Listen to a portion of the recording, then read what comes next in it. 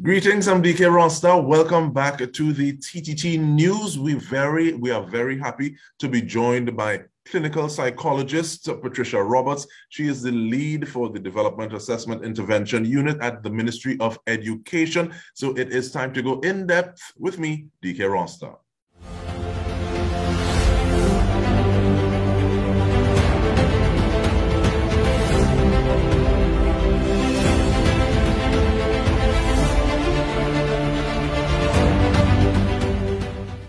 Welcome, Ms. Roberts. How are you doing? I am good. Thank you. You? I am all right. Thank you. And let me also wish you season's greetings. We are still inside. Lewa has not passed us yet. But I want to start off asking about the mandate of DAIU, the Developmental Assessment and Intervention Unit, please. Well, like the rest of the ministry, our primary mandate is to build human capacity towards sustainable national development. And so what that means is creating equity and providing access to quality education for all students. But all students are obviously not the same. So what the DAIU does is through our assessment and our interventions, we try to identify and reduce the barriers to access to education so that the most vulnerable students can continue to be included in the education system, and that phrase, no child left behind, becomes true. And that is really an admirable goal. But with regard to the unit, though, and in pursuit of that goal, who makes up the unit? Is it only psychologists, clinical psychologists? Who are members of the team? What kind of capacities do they bring to the table? We actually have 3 disciplines within the unit. There's actually the behavioral specialists who focus on externalizing or extreme behavioral challenges. We have the clinical psychologists like myself, and we look at developmental delays and significant mental health challenges.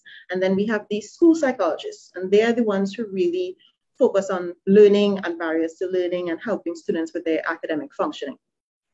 And thinking of individual like a school psychologist, is it harder now to say, okay, well, there's something I want to pursue with this child? How is it that referrals take place? And I'm thinking generally 1, and then 2 during this period of time where learning has been so much more remote.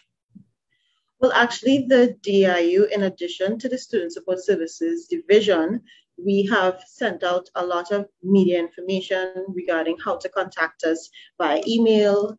We've set up hotlines, we have phone contacts, and so we actually take virtual referrals now. You can contact the DAIU directly by email, and what we do is we would take the information and we would fill out a virtual referral form, and we would take it to our multidisciplinary team meetings within the districts, and then we decide upon the best course forward in terms of who would manage the case. So the referrals actually have not slowed down. We take referrals from parents, we take self-referrals, and we still take teacher referrals. And when you say self-referrals, who is it referring themselves? The students, we take referrals directly from students. If a student identifies that they have a challenge or they feel like they need help or support, before when it was in person, they can go directly to the guidance officer who is stationed in the school, or they can fill out a referral form and submit it to SSSD via their teacher.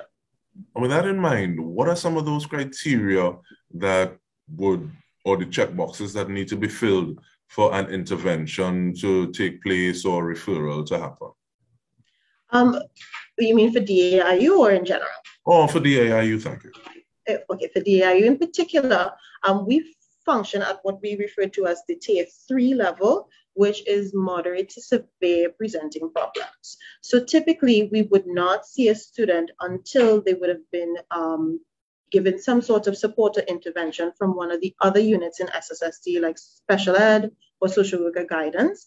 And only after those challenges persist or the student doesn't respond to one of their interventions, then those units would refer them to DAIU for more specialized intervention. So it takes a few steps. And inside of those steps, where does the teacher come in? Because yes, you spoke about school psychologists, but in terms of a teacher being interacting, being the one who engages with and interacts with that child? Is it a matter of building capacity so the teacher, the educator says, there is an issue here that I think I need to refer, or is it a matter of, it can't be that this child is wild, I need help? So what goes on in that process? The teacher is involved in every step of the process, and we actually work extensively and collaboratively with Teacher Education, Performance, and Professional Development Division, which is responsible for the training of incoming and in-service teachers, the DAIU, along with SSSD. We have facilitated many workshops which help teachers identify students with special needs. We focus on anxiety, trauma, specific learning disabilities, so different types of presentations that a teacher might encounter in the classroom, and we help them to figure out how to word the referral form so that it's most effective, which is what we call the pre-referral process. And we also give them skills to start that tier 1 intervention, which is the initial intervention when the problem is first identified. So it's not necessarily every time that as soon as a problem is identified, the child needs to be referred. Work needs to be done in the classroom before it is referred to SSSD, and we work with teachers to help support them through all of that. And in that support, is there customized support that you found that you've had to give out a little more generally now during the period of the pandemic? Because the situation would be very different than it was in face-to-face. Yes. Many teachers and parents and students are struggling with this transition to online learning, and we have had to change our strategies, even our types of interventions, and how we provide support has had to be altered because there's not as much in-person access. And so, yes, we have done numerous sessions talking about strategies for helping students to self-regulate and how to help them stay focused and how to manage, even how to identify online resources and provide stimulus materials for students just to keep them engaged. So yes, we've had to tailor our interventions and our support quite a lot. Makes me wonder though, how, yes, there's been a period of transition for people who are used to that face-to-face school in the public school system. What about individuals who from jump the pandemic has been making a little less of a dent because they've been homeschooled? Does your catchment area provide access to people in that category? Of course, we service all school-age students, So a parent who might identify that their child is having an issue, even though they're homeschooled, they have the same access to our services and they can do a parent referral the same way as everybody else. And we go through the same process of being reviewed by the MDT and support will be provided. Well, that's really nice to know. I want you to take me through the process now, though. So, caregiver, parent, educator, I think there's an issue that I can't necessarily deal with. Mm-hmm. How does it go from just me having that thought to contacting the DAIU and some sort of action taking place from the unit? I'm not necessarily asking you to wave a magic wand and fix my child, because I can imagine that request may happen as well sometimes. But what are the incremental steps taking us through that process? So the first step is to, of course, find out information, find out how to contact us, whether it be SSSD on the whole, the different units, or ourselves directly, which is the DIU. We have our own email address, as I mentioned before, and it simply means reaching out. You can send an email saying what you think is happening. So what we try to help parents and teachers do in particular is to describe the problem. So often we have parents and teachers who say, my child might have ADHD or my child might have autism. So we try to discourage them from pre-diagnosing, and we try to encourage them to describe what it is they are observing the child struggling with. So I am noticing that my child is having trouble reading. They reverse letters, they read really slowly, they pick up words. Or I find my child takes a long time to learn math concepts. They struggle with their math grades are low. And so with that type of information, we can then begin to decide, okay, so this is an academic problem, and maybe they just have a motivational problem, or maybe they have a social emotional problem. And so that will help us to decide whether we ask social work to intervene, special ed to do their first intervention, or guidance to do the intervention. Once that's decided, one of those officers will reach out to the person, whether it be the parent or the teacher or the student directly, and they will begin to do an interview and an investigation. They will do their own levels of assessment, and then they will begin to do their own interventions. Should those interventions not be successful, they will then forward the case, to DAIU, because they would realize, okay, this child maybe needs something a little bit more specialized, a little bit more in-depth, a little bit more detailed.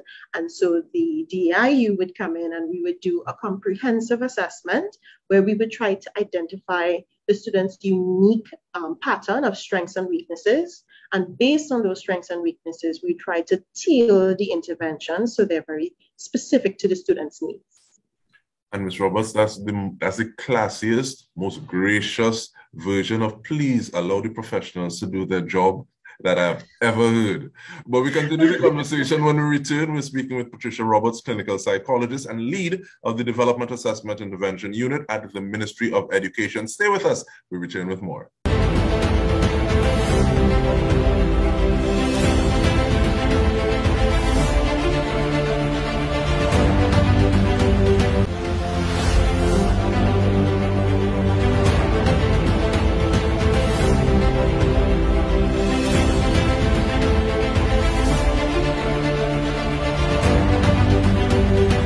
Welcome back. We are speaking to the work of the DAIU, the Developmental Assessment and Intervention Unit, with lead at the unit, clinical psychologist Patricia Roberts. Thank you so much for staying with us.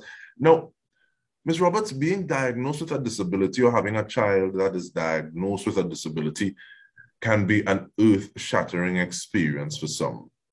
How do you treat with a caregiver, the person in charge, who is responsible for that child when they get a diagnosis like that?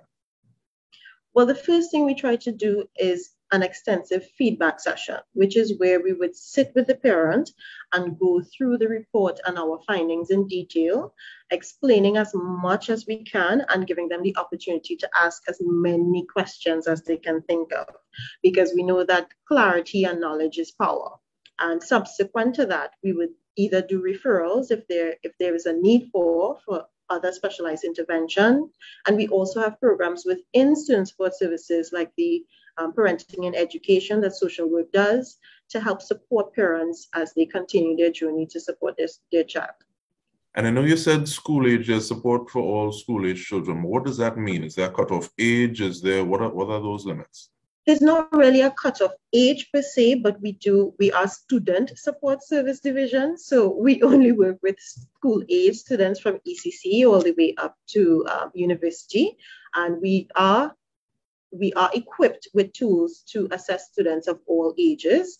So, there isn't really a cutoff age. And so, but from there, there's the diagnosis. How do parents continue engaging to get more resources, tools in their toolkit to be able to navigate this new path or journey ahead of them? So we actually provide them with a list of resources where possible. And there are also a lot of non-governmental organizations out there like Autistic Society, ADHD Foundation, Moms for Literacy. So we try to introduce them to as many of these resources as possible. We also do case consultations, which is where we would develop an individualized education plan for the student, and that helps us to monitor the implementation of the interventions and track the progress of the student. And so the parent is engaged in an ongoing, ongoing, because we have to continue to see if our interventions make sense and if it works, and the intervention needs to be consistent across the home and the school settings. And I'm very glad you said that, because it made me wonder whether or not the assessment is a one-time thing, or you have, okay, well, we did it today and we're going to have another one 6 months down the road. What is that like? Well, actually, the assessment is the beginning of the process. It's actually start of a whole new set of work. And so what we try to do is, in the least, we try to assess 3 years from the date of the current report.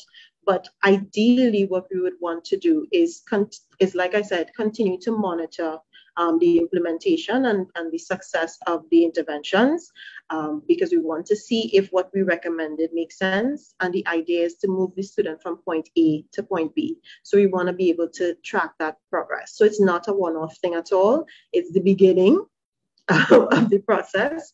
And we want to see that once we've made the recommendations, something is happening after that. Otherwise, it's not going to be effective.